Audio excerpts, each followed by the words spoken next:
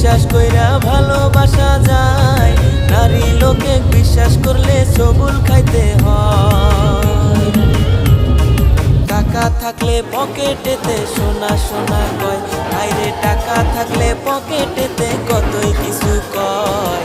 টাকা না থাকিলে নারীর কাছে কোনো দাম নাই, আইরে টাকা না থাকিলে নারী সংসার ছাড়তে চায়।